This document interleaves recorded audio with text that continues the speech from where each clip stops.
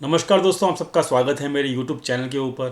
दोस्तों, आज हम सेकंड पार्ट लेकर आ रहे हैं आपको, जो हमने बेसिक ऑफ टाइम करेक्शन मतलब टाइम करेक्शन के ऊपर हमने बेसिकली दो वीडियोस प्लान की थी।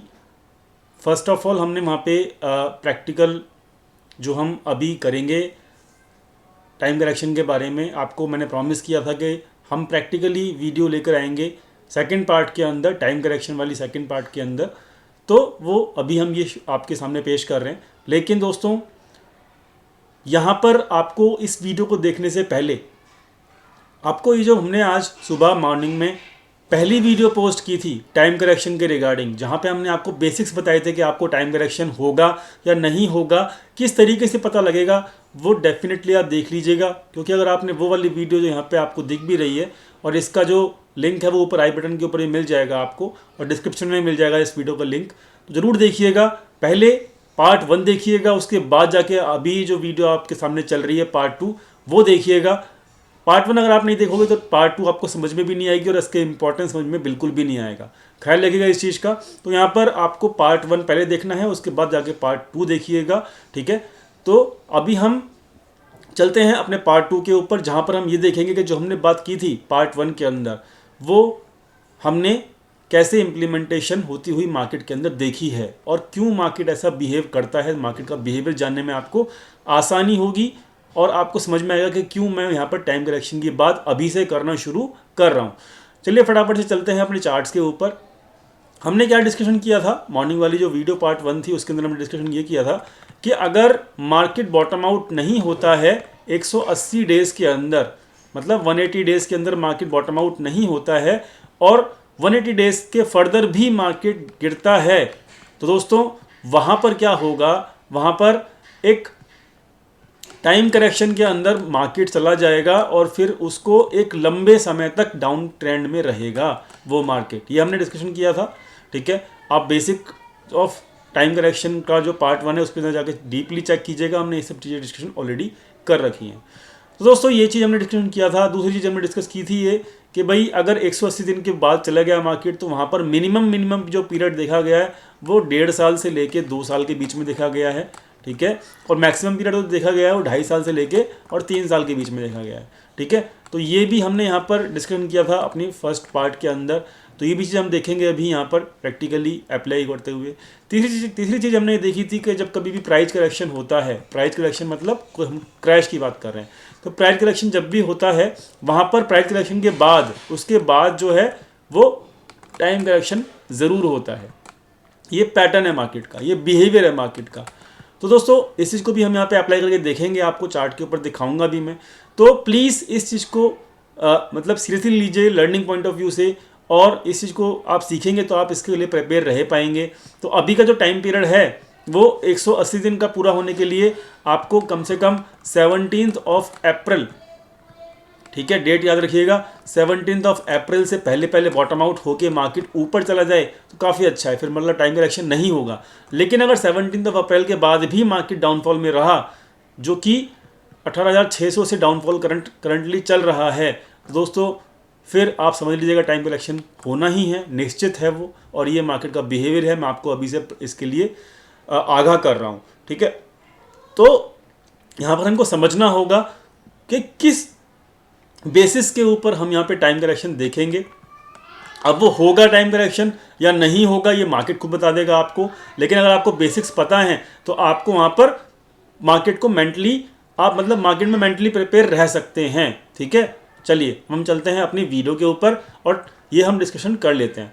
तो दोस्तों यहाँ पर मैंने जो चार्ट लिया है निफ्टी का लिया है, और यहाँ पर जब से मार्केट खुला है, जब से निफ्टी का जन्म हुआ है 1995 से 1995 से, तब से मैंने इस चार्ट को लिया और मैं आपको दिखाऊंगा कि जितनी बार भी यहाँ पे करेक्शन आया है उसमें 180 डेज़ के ऊपर अगर मतलब प्राइस करेक्शन जो हुआ है उसके बाद हमेशा एक टाइम करेक्शन जरूर हुआ है। या तो प्राइस करेक्शन और टाइम करेक्शन साथ साथ चलेंगे, और नहीं ऐसा हुआ तो वो प्राइस करेक्शन के बाद टाइम करेक्शन होना लाजमी है, ये ज़रूरी है, इस बात का ख्याल ज़रूर रखिएगा।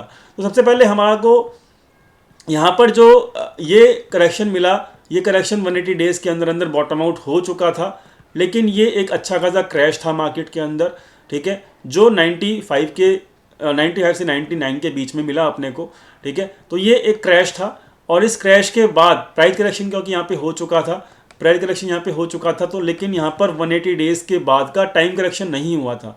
हुआ क्या, एग्जैक्टली 97 के अंदर ये कंप्लीट हुआ और 98 के अंदर ये चालू हो गया, मतलब एग्जैक्टली एक साल बाद जो है प्राइस करेक्शन के होने के बाद टाइम करेक्शन भी चालू हुआ, और वो टाइम करेक्शन आप यहाँ पे देख सकते हो 483 डेज का रहा, 483 डेज का, यानी कि तकरीबन 1.5 साल के आसपास मार्केट एक डाउन ट्रेंड में रहा, जो कि हमने बात की थी सुबह वाली वीडियो के अंदर, जो पार्ट 1 की वीडियो थी उसके अंदर हमने बताया था कि प्राइस करेक्शन के बाद टाइम करेक्शन जरूरी होता है होना, और टाइम करेक्शन यहाँ पर हुआ, डेफिनेटली हुआ, और वो टाइम करेक्शन के लिए 180 डेज के बाद भी मार्केट को डाउन ट्रेंड में होना होता है, और वही हुआ यहाँ पे।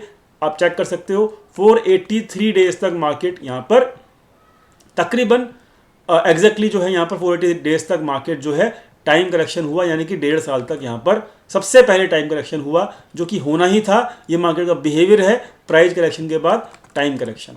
आगे बढ़ते हैं दोस्तों, फटाफट से चेक कर लेते हैं फिर क्या हुआ आगे जाके, कोई जो क्रैश हुआ उसके बाद क्या हमको ये चीज़ मिली देखने को, देख लेते हैं फटाफट से। तो दोस्तों यहाँ पर जो अब नेक्स्ट जो यहाँ पर 2000 के आसपास जो क्रैश आया था, मैंने आपको बताया था अभी कि प्राइस करेक्शन के साथ साथ भी चल सकता है टाइम करेक्शन, या फिर पहले करेक्शन होगा फिर टाइम करेक्शन होगा। लेकिन अब यहाँ पर देखिए 2000 के आसपास, 2000 में जो क्रैश आया था 1800 से मार्केट जो है एग्जैक्टली 50% से ज़्यादा गिर चुकी थी। तो यहाँ पर प्राइस करेक्शन भी हुआ, साथ में टाइम करेक्शन भी हुआ, दोनों साथ साथ चल रहा था, और ये 1155 यानी कि तकरीबन 1155 डे चला, 1155 दिन चला। इसका मतलब जो भी करेक्शन टाइम वाइज जो है, जो भी करेक्शन 180 डेज के ऊपर गया, वो यहाँ पर टाइम करेक्शन का जो हमारा मिनिमम क्राइटेरिया है उसको फुलफिल किया, और उसके बाद 1155 डेज के आसपास मार्केट एक डाउन ट्रेंड में रहा। क्लियर हो गया। तो ये सेकेंड टाइम प्राइस करेक्शन भी यहाँ पे साथ साथ हो रहा है, और टाइम करेक्शन भी यहाँ पे साथ साथ हो रहा है। उम्मीद करता हूँ यहाँ पे आपको क्लैरिफिकेशन मिल रही होगी, आप इसको खुद से बैक टेस्टिंग भी कर सकते हो। और दोस्तों 1155 दिन मतलब तकरीबन 3 साल से ऊपर, 3 साल से ऊपर, तकरीबन 4 साल के आसपास जो है यहाँ पर आपको टाइम करेक्शन मिला। ये सबसे बड़ा टाइम करेक्शन था, 4 साल के ऊपर का टाइम करेक्शन यहाँ पर मार्केट ने दिखाया, और यहाँ पर प्राइस करेक्शन साथ में टाइम करेक्शन दोनों साथ साथ चल रहे थे। तो ख्याल रखिएगा इस चीज़ को कि यहाँ पर प्राइस करेक्शन के साथ साथ टाइम करेक्शन हो सकता है, और या फिर प्राइस करेक्शन के बाद टाइम करेक्शन होगा। ठीक है, तो ये सेकंड टाइम हमको मिला देखने को। फिर उसके बाद जो थर्ड क्रैश आया था, जो थर्ड क्रैश आया यहाँ पे, वो थर्ड क्रैश आया दोस्तों यहाँ पे कब आया, ये 2008 के अंदर आया था। तो 2008 के अंदर भी ऐसा ही हुआ कि प्राइस करेक्शन हुआ, ठीक है, 65% के आसपास मार्केट फॉल हुआ था 2008 के क्रैश के अंदर, आप जानते हो। और ये क्रैश भी 180 डेज के ऊपर चला था। तो 180 डेज के ऊपर 420 डेज, तकरीबन 1 साल से ऊपर चला, मतलब ठीक है, फॉर 14 या 15 मंथ तक चला। तो 1 साल से ऊपर जो है वो चला, यहाँ पर प्राइस करेक्शन और टाइम करेक्शन दोनों साथ साथ चल रहे हैं। तो यहाँ पर कोई भी क्रैश होता है ना, उसके बाद प्राइस एक्शन या उसके साथ साथ मतलब कोई भी प्राइस करेक्शन वाला, मतलब कोई भी क्रैश होता है, हिस्ट्री में कभी भी क्रैश हुआ है तो उसके बाद टाइम करेक्शन जरूर हुआ है, या फिर साथ साथ करेक्शन टाइम वाला हुआ ही हुआ है। इसलिए मैं टाइम करेक्शन को यहाँ पे वैल्यू दे रहा हूँ। उसके बाद देखिए यहाँ पे क्या हुआ, उसके बाद भी यहाँ पर ये एक छोटा सा विंडो है जहाँ पर आपको दिखेगा कि ये यहाँ पर भी आपको प्राइस करेक्शन के साथ साथ टाइम करेक्शन भी देखने को मिला, 413 दिन का मिला, यानी कि वही 1 साल से ऊपर का। ठीक है, आप यहाँ पे खुद चेक कर सकते हो, प्राइस भी करेक्ट हुआ, टाइम भी करेक्ट हुआ, 180 दिन के ऊपर यहाँ पे एक डाउन ट्रेंड के अंदर मार्केट रहा। फिर अगला चेक कर लेते हैं। उसके बाद यहाँ पर खुद देखिए, यहाँ पर फिर 2015 के आसपास मार्केट फिर एग्जैक्टली सेम चीज़ फॉलो किया। मार्केट के अंदर क्रैश प्राइस वाइज भी हुआ, और क्रैश जो हुआ वो टाइम वाइज भी हुआ। टाइम वाइज जो था वो 1 साल के आसपास था, यानी कि हमने देखा 1 साल से लेकर 1.5 साल के बीच में सबसे मिनिमम जो हमने आपको पार्ट 1 के अंदर बताया था, वो मिनिमम कम से कम 1 साल से लेकर 1.5 साल के बीच में टाइम करेक्शन होता है। और सबसे बड़ा टाइम करेक्शन अभी हुआ है, आज तक जो हुआ है वो 4 साल के आसपास हुआ है। तो टाइम करेक्शन का एक मिनिमम टाइम पीरियड हमने जो बताया था वही है, आपके सामने दिख रहा है आपको। और मैक्सिमम भी आपको वही दिख रहा है। अब देखते हैं आगे, तो जितने भी क्रैश आए हैं वो साथ साथ टाइम करेक्शन के साथ साथ प्राइस करेक्शन को भी, प्राइस करेक्शन के बाद मतलब टाइम करेक्शन को भी फुलफिल करते हैं। अब देखिए यहाँ पे क्या हो रहा है, यहाँ पर जो क्रैश आया था ना, ध्यान से समझिएगा, यहाँ पर जो क्रैश आया था 2020 के अंदर, वो प्राइस करेक्शन वाइज तो हो गया था, यानी कि यहाँ पर प्राइस करेक्शन तो हो चुका था, लेकिन शॉर्ट सेलिंग बैन लगने की वजह से यहाँ पर टाइम करेक्शन नहीं हो पाया था, ठीक है। और वहाँ पर मार्केट में पैसा पंप हो गया था लिक्विडिटी की वजह से, क्योंकि यहाँ पर सर्कमस्टांसेस कुछ ऐसी बन गई थी, रेट ऑफ इंटरेस्ट कम हो चुके थे, लिक्विडिटी बहुत ज़्यादा हो चुकी थी, और जिसको मार्केट के बारे में एम भी नहीं पता था वो भी मार्केट में उतर चुका था यहाँ पे 2020 की क्रैश के बाद, और वो मतलब पंप करता गया, पैसा पंप करता गया करता गया करता गया करता गया। But this is not the behaviour of the market. समझिए, प्राइस करेक्शन के साथ साथ टाइम करेक्शन भी चलता है। यहाँ पर हमेशा हमने पास्ट में देखा है कि प्राइस करेक्शन के बाद या फिर प्राइस करेक्शन के साथ साथ टाइम करेक्शन होता है, लेकिन 2020 का प्राइस करेक्शन तो हो चुका था, लेकिन ये जो क्रैश था वो 70 डेज तक ही चला था, यानी कि यहाँ पर टाइम करेक्शन अभी नहीं हुआ है। तो यहाँ पर जो टाइम करेक्शन 2020 के क्रैश के बाद वाला है वो ड्यू है अभी तक, और वो अभी तक नहीं हुआ है। ख्याल रखिएगा इस चीज़ का, तो ये ड्यू है, इसलिए मैं यहाँ पे आपको इस चीज़ के बारे में बता रहा हूँ यहाँ पर ऑलरेडी 133 डेज हो चुके हैं, ठीक है। 133 डेज हो चुके हैं तक करंटली, जो अपने प्रीवियस हाई था 18,600 के आसपास का। और अगर यहाँ पर 180 दिन के बाद भी ये डाउन ट्रेंड कंटिन्यू रहता है, तो दोस्तों कम से कम जो हमने देखा है मिनिमम टाइम पीरियड वो 1 साल से लेके 1.5 साल के बीच का रह सकता है, और ये टाइम करेक्शन 1 से 1.5 साल तक का फिर आपको झेलना पड़ेगा। फिर आप मतलब मार्केट के अंदर एक तो गिरावट लंबी हो जाएगी, दूसरी चीज़ 1 से 1.5 साल तक मार्केट फिर उठ नहीं पाएगा, और ये टाइम करेक्शन का शायद ये टाइम बेस्ट है अगर टाइम करेक्शन को होना है तो आई थिंक आपको ये चीज़ें क्लियर हो गई होंगी। इम्प्लीमेंटेशन मैंने दिखा दिया है, आप इसको खुद बैक टेस्टिंग कर सकते हो। अब यहाँ पर पॉसिबिलिटी है, मैं नहीं चाहता कि टाइम करेक्शन हो, मैं चाहता हूँ कि भाई यहाँ पर मैं पॉजिटिव आदमी हूँ, तो मैं ये चाहता हूँ कि यहाँ पर टाइम करेक्शन ना हो, लेकिन अगर होता है तो आपको पता लग जाएगा पहले से पहले। 180 डेज़ का क्राइटेरिया लिख के रखिएगा, और ये दोनों वीडियो जो मैंने आपको आज बना के दे दी हैं, पार्ट 1 और पार्ट 2, इसका भी ख्याल रखिएगा। और ये ख्याल 180 डेज़ के ऊपर गया अगर डाउन ट्रेंड, तो दोस्तों तैयार रहिएगा, टाइम करेक्शन को होने से कोई रोक नहीं सकता।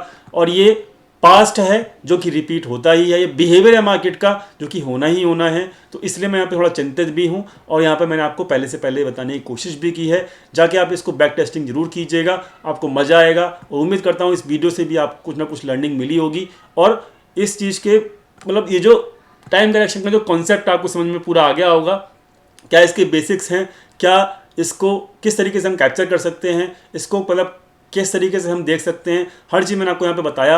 2 पार्ट के अंदर वीडियो थी, पार्ट 1 एंड पार्ट 2 यहाँ पे आपके सामने है। उम्मीद करता हूँ आपको लर्निंग मिली होगी, उम्मीद करता हूँ मेरी छोटी सी कोशिश आपके माइंड में गई होगी और आपको कुछ सिखाया होगा मैंने। और अगर कुछ भी आपको नया सीखने को मिला, प्लीज़ सब्सक्राइब कीजिएगा चैनल को, दोस्तों के साथ शेयर कीजिएगा इस चैनल को, क्योंकि यहाँ पे हर वीडियो के अंदर कुछ ना कुछ नई लर्निंग मिलती ही है। और मेरा कॉन्सेप्ट ही ऐसा है कि भाई मेरा चैनल का ऑब्जेक्टिव ही ऐसा है कि मैं आपको कुछ लुभावनी वीडियोज़ नहीं दूंगा कभी भी, लेकिन हम आपको केवल लर्निंग के ऊपर फोकस करने के लिए 1.5 से बोल रहे हैं, ठीक है। 1.5 साल के ऊपर मेरे को हो चुका है ये चैनल को रन करते करते, और मेरा फोकस बस यही है कि आपको लर्निंग मिलती रहे मिलती रहे मिलती रहे। Thank you so much for watching this video. Like कीजिएगा वीडियो को, शेयर कीजिएगा दोस्तों के साथ, और चैनल को सब्सक्राइब करना मत भूलिएगा। Thank you so much.